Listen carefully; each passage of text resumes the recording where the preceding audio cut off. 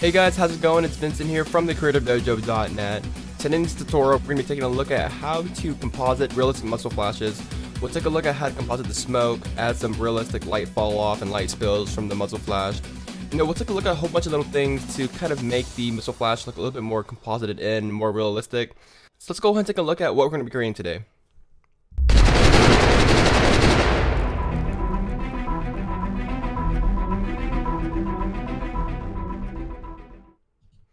So as you can see, we have a nice muzzle flash here, repetitive muzzle flash. We have some smoke flying from the tip of the gun. We have some realistic lighting on the character when it shoots the gun. We have some realistic light fall off or light spill from the muzzle flash that's hitting our character whenever he's shooting the gun. And we'll take a look at how to set this up. Now, when I first started visual effects within After Effects, one of the first things I did was muzzle flashes, of course, because it was the most interesting to do, and it seemed very, very easy. After all, it is just one frame of pretty much a light burst from the tip of a gun. So I did that, and it didn't seem very realistic at all, and it didn't seem like what I saw in the movies or what other people were doing. So if that sounds like you, if you think that your muzzle flashes aren't looking realistic as much as you want it to be, and mine seems pretty okay to you, then this tutorial should be really great for you. It should be getting you on track. So let's go and take a look at how to do this within After Effects. So I'm going to create a new composition by taking our footage here and dragging it into the new comp window or button. Now, I would also like to thank Shutterstock.com for providing the stock footage for this tutorial. It wouldn't be possible without them for this stock footage. Check them out, footage.shutterstock.com. They have a great site for stock footage for all your projects. It's going to bring our footage into the composition here, and we'll just rename the composition Muzzle Flash Tutorial. Hit OK. And we will trim this down to around, let's see. So we'll just scrub through here, and we will maybe stop right around here. And we'll focus on this part of the footage here, because this is where we want our gunshots to be. So as you can see, we don't really have our characters actually pretending to shoot the gun, but we will add some muzzle flash to make it seem as if they are actually shooting the gun. So as you can see, we just have a footage of some SWAT team members or some special forces members just cruising around this warehouse here. So let's go ahead and take a look at what we're going to be doing. So for this tutorial, I'm going to be using footage from Action Essentials 2. And Action Essentials 2 is essentially a stock footage pack from Video Copilot.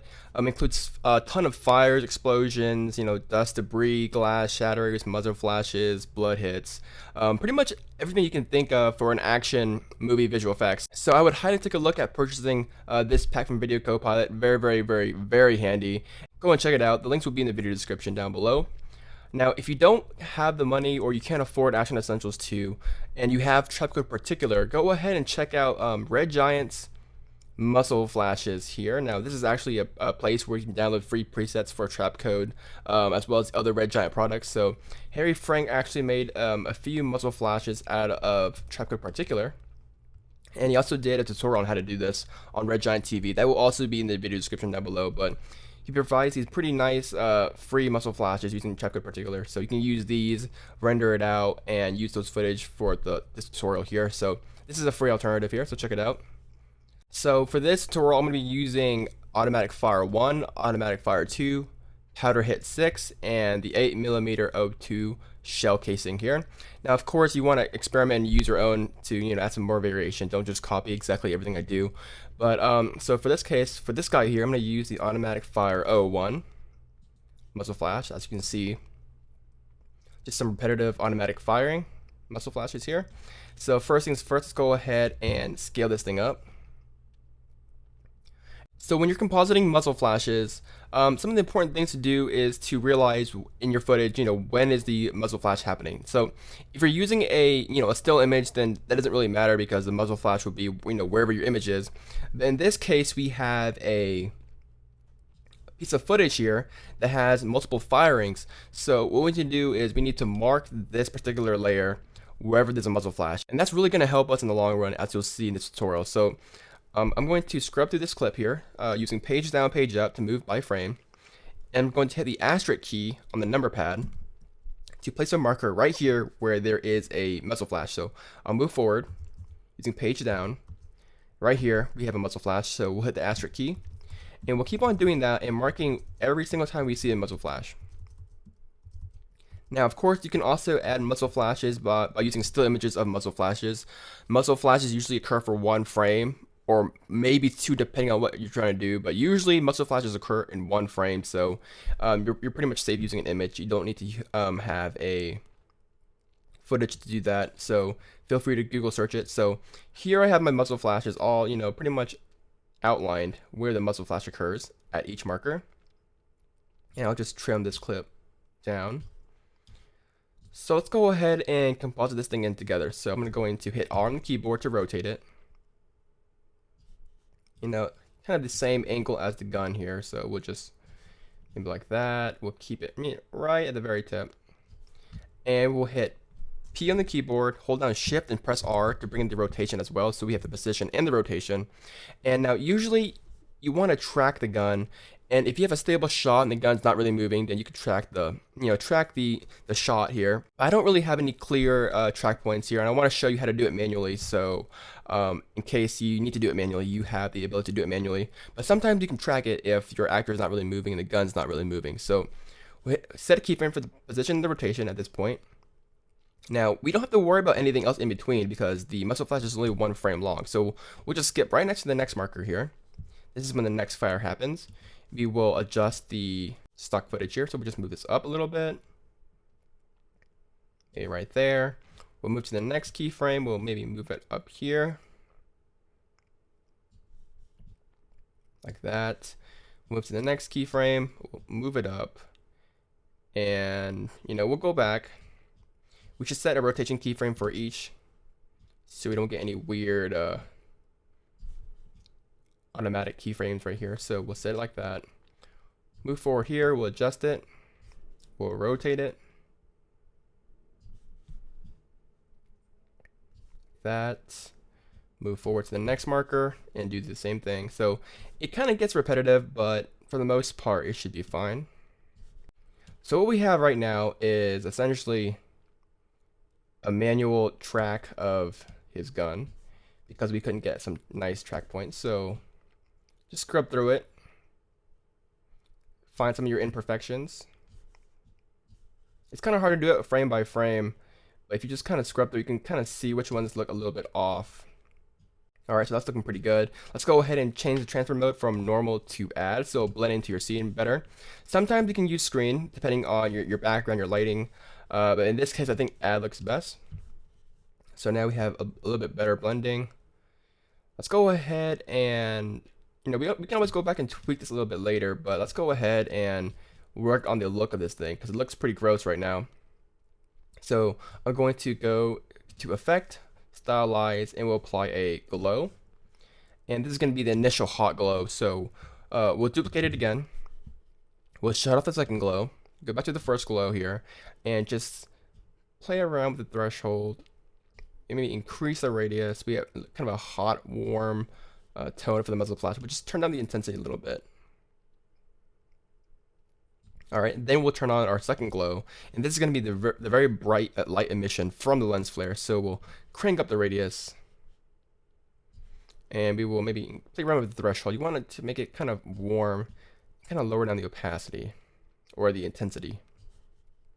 Alright, so let's go ahead and do a quick RAM preview.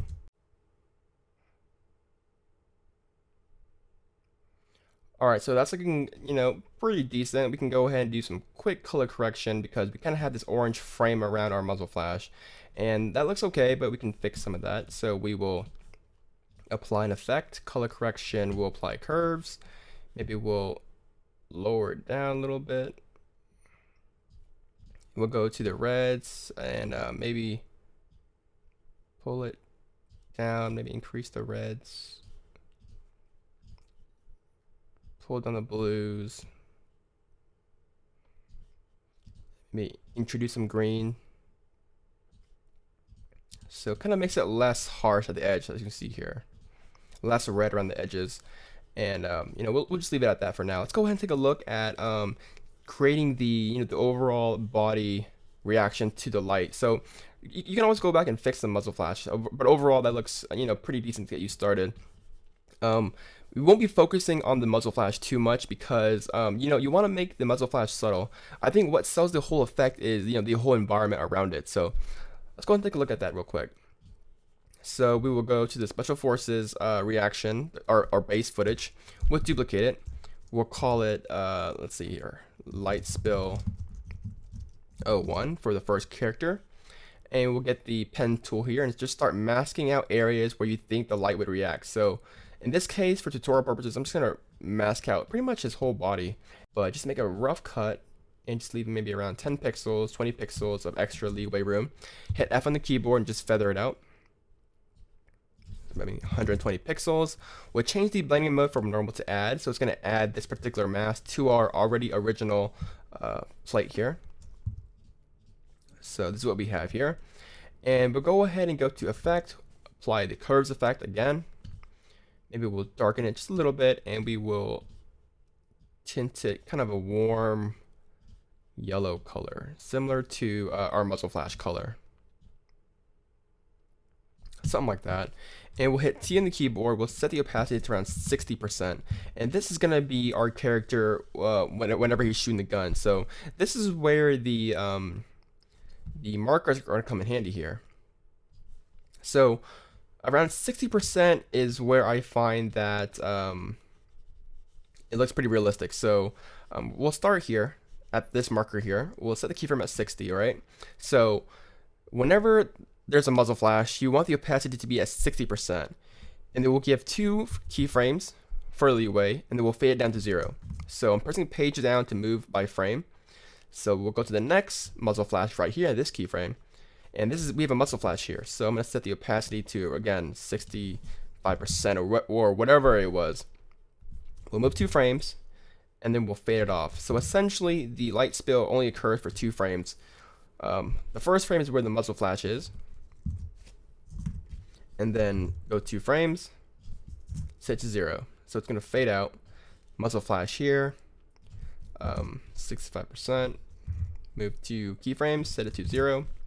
And you know, it doesn't have to be exact, it doesn't have to be the same values, but definitely give it some variation. So we'll go back here, set it to 60, move 2 keyframes, set it to 0.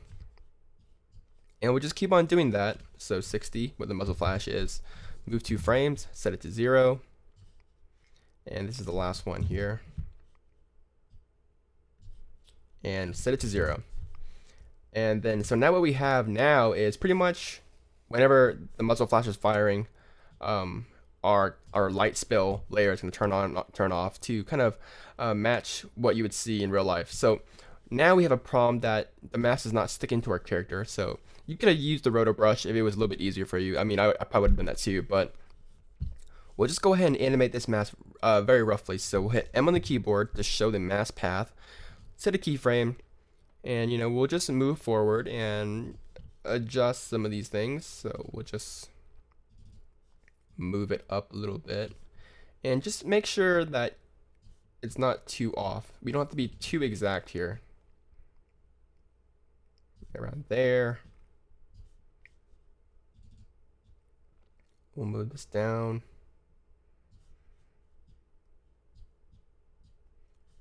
And I'm using the markers as a guidance because this layer is only going to turn on whenever the muzzle flash turns on anyway. So again, this is why the markers are very, very handy. Let's move this up. And we'll maybe adjust these keyframes for the gun. Now, if you want to be more realistic, of course, you would mask out certain sections that would have more light fall off. Like, for example, there would probably be more fall off, brighter fall off near his gun and near his hand than, you know, the back of his helmet.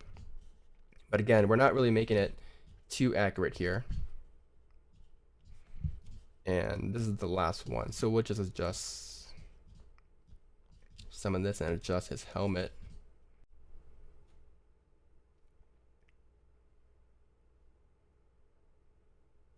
And that's looking pretty good. Maybe we can maybe just lower down the brightness just a little bit. I just feel like it's a little bit too bright. So just like that, we have some realistic flashes on the character whenever he's firing the gun, and this makes it look a lot more natural.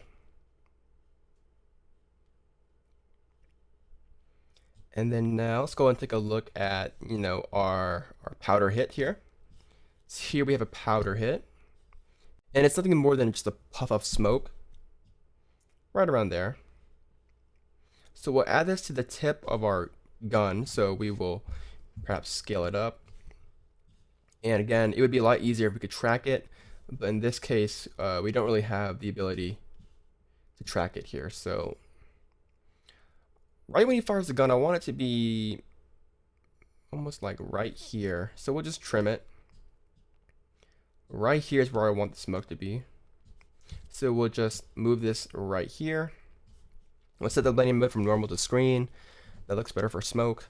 We will put it underneath our automatic fire, so the flare is above the smoke. And when he fires, you can see the smoke kind of bursting out a little bit. Maybe that may be a little bit too much. Maybe we'll just trim it here. Maybe scale it back down to 100. Maybe even smaller, or we can start pretty small and then animate it larger. So maybe 75%. So he's going to shoot. There's some smoke coming out, and we can track this manually. So we'll hit P on the keyboard, hit a keyframe for the position. We'll move forward and just kind of adjust the smoke. This is kind of like a really rough manual way of tracking something. Just kind of follow the gun. I mean, our gun is moving, and the smoke shouldn't really be moving once it's already in the air, but we'll just give it some movement. You want smoke to move. You don't want it to seem like it's just kind of staying there. So now what we have is some smoke falling from the gun. And since the camera is kind of whipping to the side, technically the smoke should be over there. So we'll just move it back to the left side. And again, it should be something very, very subtle. And we'll even change the opacity to around 85%. I'm not sure if you can quite see in the video tutorial, but there is some smoke coming out of the tip of the gun here, as you can see. Maybe even 75%. So essentially, this is what you should do for your muzzle flash.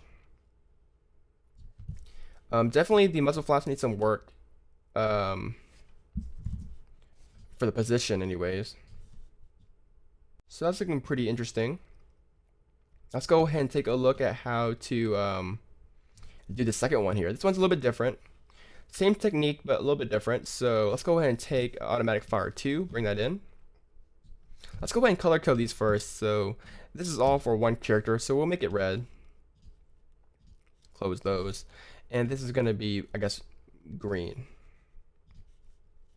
This guy is going to be on the top right hand corner, so up here we'll definitely need to scale it up pretty large.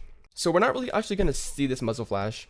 I want the guy to shoot right around pretty much whenever this guy's not shooting. So actually we should actually figure out when this thing shoots and set a marker for it. So first frame, second frame, and I'll just do 2 shots. I don't want him to shoot too much.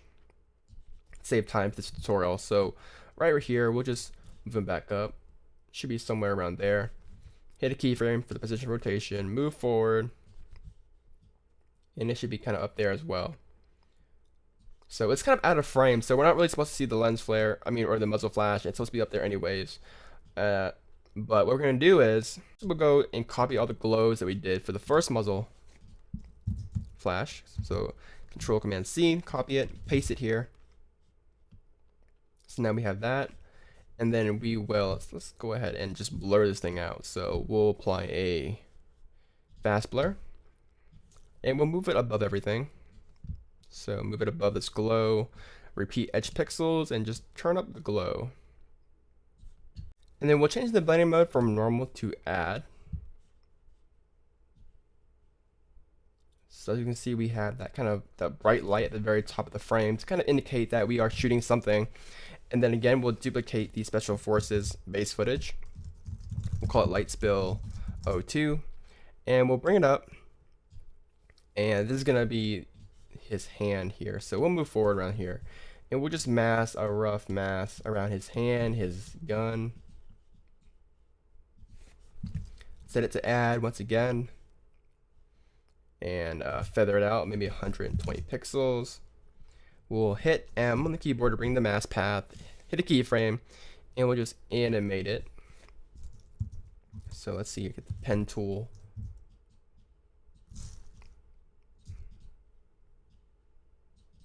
And just move the mask. And in visual effects, these little things, they all add up to sell the effect here. So, and we'll just copy everything from the first light spell to the second light spell. So the reason why we blurred it out is because we're not really seeing it, the lens flare up here, but we do want to see the kind of the big, large glow of the muzzle flash. So here we are. So we need to animate the opacity of this light spell. So hit T on the keyboard, set it to 65%. Hit a keyframe, move 2 frames again. We'll fade it off. Go to the next muzzle flyer and set the keyframe to 65%. Move forward and set it to 0. Now, again, if you want to be more realistic, just change these values a little bit. You may not want to make it all 65%. You may want to change the values, add some variation here. Now, one last thing in this tutorial, I just want to show you how to do a really quick shell ejecting, or kind of this shell casing ejecting. So in this particular gun, we don't really see a clear indication of where the shell casing would be. So I'm just going to roughly assume visually that it would be kind of like maybe like right here. So we'll just kind of keep it there. It's gonna be happening very fast anyway, so we'll scale it down. We will hit P for the position, hit a keyframe when he fires it, or maybe a frame after he fires it. Trim it, and we'll move. Let's see here. We'll just move it down below the frame. And we'll easy ease these things. So hit F9. So now we have this. We have little handles here. And I'll just take it and just kind of sway the path. So let's do a quick ramp preview on that. That's about right. So that's about the right speed, around right here. So we'll just keep on duplicating it every time he shoots the gun. So right here he shoots it. So we'll duplicate this. And we'll just shift it over here 1 frame after he shoots it, and we'll just move the position of this, the path of this bullet, so the bullets won't be flying the exact same way as the previous bullet. We'll duplicate it right around here. We'll place it right here, and we may need to position the starting position, and then we'll definitely need to change the ending position here. So definitely always change the ending position of the gun, or of the bullet, but we can always, and sometimes you may need to change the starting position of the gun. So right there, starting position for this shell casing should be around right there. And keep on doing that. Eventually you'll get some pretty cool stuff. So now what we have is shell casings kind of just flying out of the gun. And it looks kind of funny because it's kind of just appearing, but again, it'll be happening so fast that you won't really notice it.